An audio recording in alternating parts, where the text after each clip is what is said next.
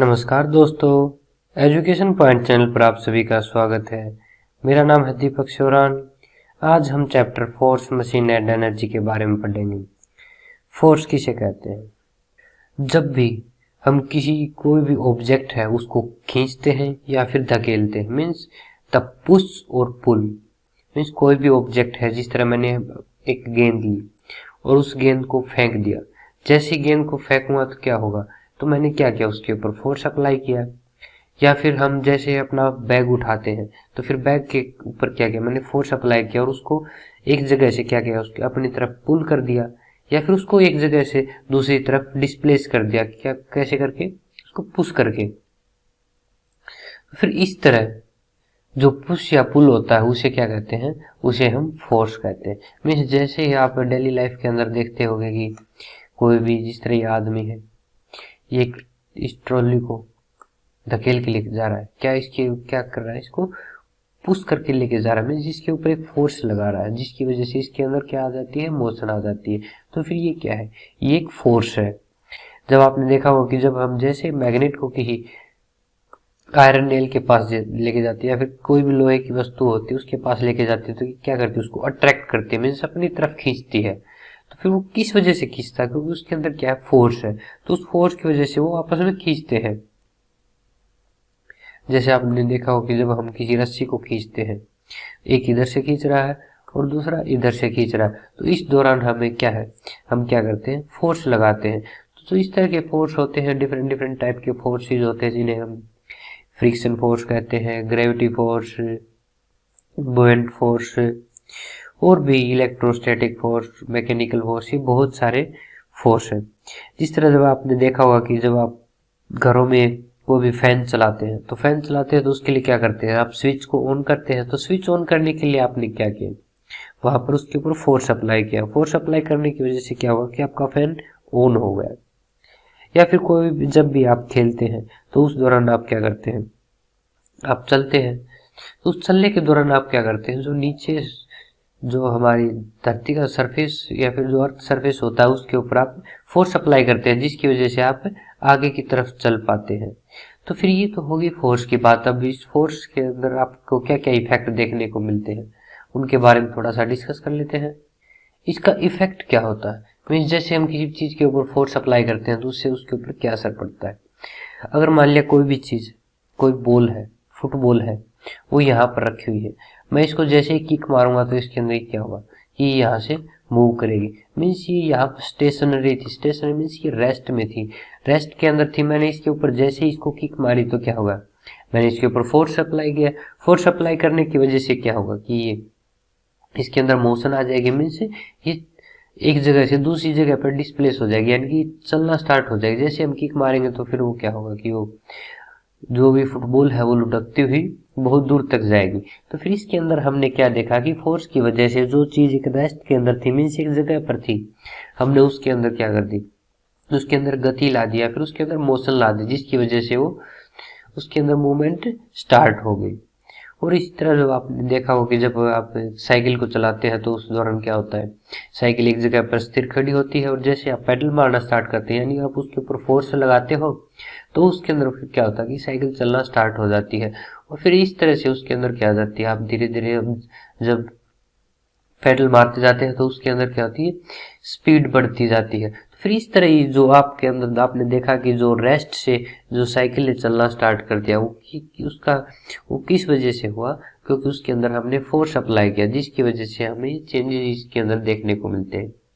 और अगर बात करें, अगर कोई भी मूविंग ऑब्जेक्ट है, जिस तरह कोई गेंद है वो चल कर आ रही है, तो फिर आप उसको जैसे ही पकड़ते हैं तो फिर क्या होता है कि वो वहां पे रुक जाती है।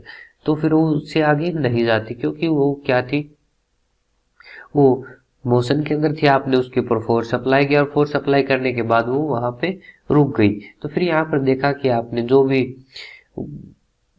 बॉडी है या फिर कोई ऑब्जेक्ट है वो मोशन के अंदर है तो वो फोर्स की वजह से रेस्ट के अंदर आ जाती है, और कोई रेस्ट के अंदर है ऑब्जेक्ट तो फिर वो मोशन के अंदर आ जाती है। इसी तरह जब आप क्रिकेट खेलते हैं तो आपने देखा होगा कि जैसे ही बॉल फेंकी जाती है तो फिर जो बैट्समैन होता है उसको बैट से शॉट लगाता है, और शॉट लगाने के बाद क्या होता है, उसकी डायरेक्शन के अंदर चेंज आ जाता है। मीन्स वो जिस डायरेक्शन में, अगर मान ली बॉल इस तरह इधर से इस डायरेक्शन में आ रही थी, लेकिन जो बैट्समैन है यानी कि जो खिलाड़ी है उसने क्या किया, इसको इस शॉट मार के इसकी डायरेक्शन को इस तरफ कर दिया। मीन्स ये किधर से आ रही थी, ये इधर से आ रही थी और ये अब किधर को जा रही है, अब इस साइड में जा रही है। मीन्स इसकी जो डायरेक्शन के अंदर चेंज आया वो हमें किसकी वजह से देखने को मिला, क्योंकि यहाँ पर क्या किया, बैट्समैन ने इसके ऊपर फोर्स अप्लाई कर दिया। फोर्स अप्लाई करने की वजह से इसकी डायरेक्शन के अंदर चेंज हो गया। तो इस तरह हमें इसकी डायरेक्शन के अंदर भी चेंज देखने को मिलता है। और कई बार क्या होता है कि फोर्स अप्लाई करने की वजह से किसी भी ऑब्जेक्ट की शेप के अंदर भी चेंज आ जाता है। जिस तरह अगर बात करें, कोई गीली मिट्टी है, गीली मिट्टी को अगर हम प्रेस करेंगे तो फिर उस दौरान क्या होगा कि हमने उसके ऊपर फोर्स अप्लाई किया, तो फोर्स अप्लाई करने की वजह से क्या होगा कि उसकी शेप के अंदर चेंज आ जाएगा। तो फिर इस तरह हमें ये फोर्स के डिफरेंट डिफरेंट इफेक्ट्स देखने को मिलते हैं। ये कुछ एग्जाम्पल्स है जिसके अंदर आप देख पा रहे हैं कि ये पर्सन है, ये जो ट्रॉली है इसको लेके जा रहा है। तो फिर इसने क्या किया, यहाँ पर इसके ऊपर फोर्स अप्लाई किया और फोर्स अप्लाई करके ये क्या करा, इसको आगे की तरफ धकेल के लेके जा रहा है। और जिस तरह से ही इसके अंदर है, ये भी क्या है, इसने स्ट्रिंग खींची। स्ट्रिंग खींचने के दौरान क्या होगा, इसके ऊपर फोर्स अप्लाई किया और जैसे ही इसको छोड़ेगा तो फिर क्या होगा कि जो आप ये जो एरो देख पा रहे हैं, इस एरो के अंदर क्या होगी, मोशन आ जाएगी। और इसी तरह ये जो मैग्नेट है, मैग्नेट भी क्या करती है, चीजों को आपस में अट्रैक्ट करती है। तो फिर अट्रैक्ट करने की वजह से इसके अंदर भी क्या है, फोर्स है। आपने देखा होगा कि जब कोई भी चीज होती है, हम अगर उसको ऊपर हवा में फेंकते हैं तो वो कुछ दूर ऊपर जाने के बाद वो नीचे अर्थ सरफेस की तरफ आ जाती है, यानी कि वापस नीचे धरती पर आ जाती है।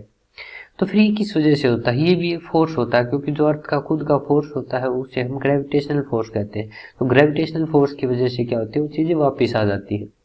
और जब कोई भी दो सरफेस होते हैं आपस में, उनके जो रब होने की वजह से जो फोर्स लगता है उसे कहते हैं हम फ्रिक्शनल फोर्स।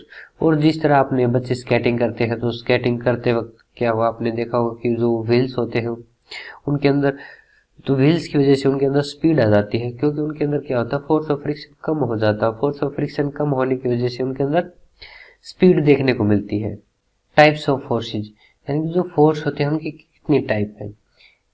जिस तरह टाइप्स की बात करें तो gravitational force, magnetic force, muscular force, elastic force, mechanical force, burnt force और फ्रिक्शनल फोर्स।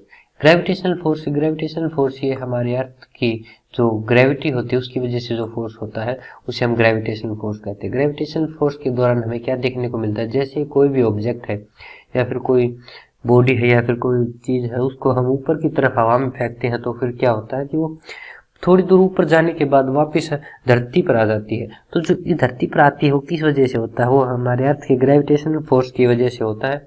क्योंकि वो जो अर्थ का ग्रेविटेशनल फोर्स होता है वो उसको ऑब्जेक्ट को अपनी तरफ खींचता है, अपनी तरफ खींचने की वजह से वो उससे बाहर नहीं जा पाती और फिर इस तरह क्या होता है कि वो वापस धरती की सतह के ऊपर आ जाती है। मैग्नेटिक फोर्स, जो मैग्नेट्स के अंदर जो फोर्स ऑफ अट्रैक्शन होता है और जो मैग्नेट्स की वजह से हमें फोर्स देखने को मिलता है उसे हम मैग्नेटिक फोर्स बोलते हैं। मस्कुलर फोर्स के दौरान क्या होता है कि हम हमारे मसल्स के हेल्प से जो फोर्स लगाते हैं, जिस तरह कोई भी पत्थर रखा हुआ है नीचे, हम उस पत्थर को उठाते हैं तो क्या होता है कि जो हमारे बॉडी की मसल्स हैं वो फोर्स अप्लाई करती हैं। तो उस दौरान जो फोर्स अप्लाई हुआ उसे क्या कहते हैं, उसे हम मस्कुलर फोर्स कहते हैं। अब बात करते हैं इलास्टिक फोर्स की। इलास्टिक फोर्स कौन सा होता है, जब आपने स्प्रिंग देखा होगा, जैसे हम स्प्रिंग को खींचते हैं या फिर कोई रबर है, रबर को खींचते हैं तो उसके अंदर क्या होता है कि जैसे हम उसको खींचने के बाद छोड़ते हैं तो उसके अंदर क्या होता है, फोर्स स्टोर हो जाता है। और वो फोर्स किस तरह का होता है, वो इलास्टिक फोर्स होता है। इसी तरह मैकेनिकल फोर्स, बर्न फोर्स और फ्रिक्शनल फोर्स, इन सभी के बारे में डिटेल से पढ़ते हैं। ग्रेविटेशनल फोर्स, जैसा कि आपको बताया था कि ग्रेविटेशनल फोर्स की वजह से अर्थ कोई भी ऑब्जेक्ट है या फिर कोई बॉडी है उसको अपनी तरफ अट्रैक्ट करती है। मीन्स अगर ये अर्थ है तो यहाँ अर्थ के सरफेस के ऊपर से जैसे हम किसी भी ऑब्जेक्ट को ऊपर की तरफ फेंकते हैं तो वो क्या होता है कि वहाँ ऊपर थोड़ी दूर ऊपर जाने के बाद वापस हमारी धरती की सतह पर आ जाती है। तो फिर किस वजह से आती है, क्योंकि जो अर्थ है एक फोर्स है, उस फोर्स से उस चीज को अपनी तरफ अट्रैक्ट करती है और जो इस फोर्स से अट्रैक्ट करती है उसे ग्रेविटेशनल फोर्स कहते हैं। जिस तरह आपने देखा होगा कि जब कोई भी पैराशूट से डाइव करता है तो फिर उस दौरान क्या होता है, वो हमारी धरती के वापस सतह की तरफ आता है, न कि ऊपर की तरफ जाता है। धरती की सतह की तरफ आने की वजह क्या है कि ग्रेविटेशनल फोर्स है। ग्रेविटेशनल फोर्स की वजह से वो वापस धरती की तरफ आ जाते हैं। लेकिन जब अगर मान लें अर्थ है, हमारी अर्थ, और इस अर्थ का ग्रेविटेशनल फोर्स की लिमिट यहाँ तक है, मीन्स ये यहाँ इससे नीचे जो भी ऑब्जेक्ट होगी उसे अपनी तरफ अट्रैक्ट कर लेती है, लेकिन जो इससे बाहर जो ऑब्जेक्ट होगी उन्हें अपनी तरफ अट्रैक्ट नहीं करती, मीन्स यहाँ पर इनका ग्रेविटेशनल फोर्स नहीं है। तो इस दौरान क्या होता है कि जब जो भी एस्ट्रोनॉट्स है स्पेस में जाते हैं, तो स्पेस में जो भी स्पेसशिप होती है या फिर वैसे भी जो सराउंडिंग्स होती है या फिर स्पेस में, वो क्या होते हैं, हमें फ्लोट करते हुए नजर आते हैं, यानी कि वो तैरते हुए नजर आते हैं, क्योंकि वहां पर कोई फोर्स ऑफ अट्रैक्शन नहीं होता। फोर्स ऑफ अट्रैक्शन न होने की वजह से वो हमें तैरते हुए नजर आते हैं। लेकिन जो हमारी अर्थ है वहां पर हमें ग्रेविटेशनल फोर्स देखने को मिलता है, जिसकी वजह से हम धरती पर आसानी से चल सकते हैं, यानी कि हम उड़ेंगे नहीं, आसानी से हमें चल सकते हैं, और ये हमें अपनी तरफ खींच के रखती है। मैग्नेटिक फोर्स, मैग्नेटिक फोर्स कौन सा होता है? आपने देखा होगा कि जो मैग्नेट है, जैसे अगर ये मैग्नेट है, इस मैग्नेट के पास मैं जैसे ही कोई भी आयरन नेल या फिर कोई भी लोहे की चीज लेके जाऊंगा तो फिर क्या होगा, उसको अपनी तरफ अट्रैक्ट करेगी। मीन्स जो मैग्नेट्स होती हैं वो क्या करते हैं, जो आयरन और निकल के ऑब्जेक्ट्स होते हैं उनको अपनी तरफ अट्रैक्ट करती हैं। तो उनके दौरान जो आपने देखा कि जो अट्रैक्शन हो रही है, मीन्स ये मैग्नेट है, इसको अपनी तरफ अट्रैक्ट कर रही है। तो ये जो जिस फोर्स से अट्रैक्ट कर रही है उसे हम मैग्नेटिक फोर्स कहते हैं। मीन्स जो मैग्नेट जिस फोर्स से किसी भी आयरन और निकल ऑब्जेक्ट को अट्रैक्ट करती है उसे हम मैग्नेटिक फोर्स कहते हैं। मस्कुलर फोर्स, मस्कुलर फोर्स जैसा कि आपको बताया था कि जो हमारी मसल्स की वजह से, मसल्स में जो फोर्स लगता है उसे हम मस्कुलर फोर्स कहते हैं। इस तरह आप देखते हो जब भी कोई एक्सरसाइज करते हैं हम, तो उस दौरान क्या होता है, जो हमारी बॉडी की मसल्स होती हैं वो क्या करती हैं, जो वेट है उसको उठाने के लिए फोर्स अप्लाई करती हैं, जिसकी वजह से हम कोई भी वेट है या फिर एक्सरसाइज करते हैं तो उस दौरान हमारी बॉडी के अंदर जो भी फोर्स लगता है वो किसकी वजह से लगता है, वो मसल्स की वजह से लगता है। तो फिर ये क्या करती है, जब आपने देखा होगा कि कभी कोई पुशअप लगाता है या फिर चिनअप लगाता है, यानी कि जो दंड और बीम मारते हैं, तो उस दौरान क्या होता है कि जो फोर्स लगता है तो वो कहाँ से लगता है, जो हमारी बॉडी के मसल्स होते हैं उनकी वजह से लगता है। और फिर इन मसल्स की वजह से जो फोर्स लगता है उन्हें हम मस्कुलर फोर्स कहते हैं। आज के लिए इतना ही काफी, मिलते हैं अगली वीडियो में। चैनल को लाइक और सब्सक्राइब जरूर करें।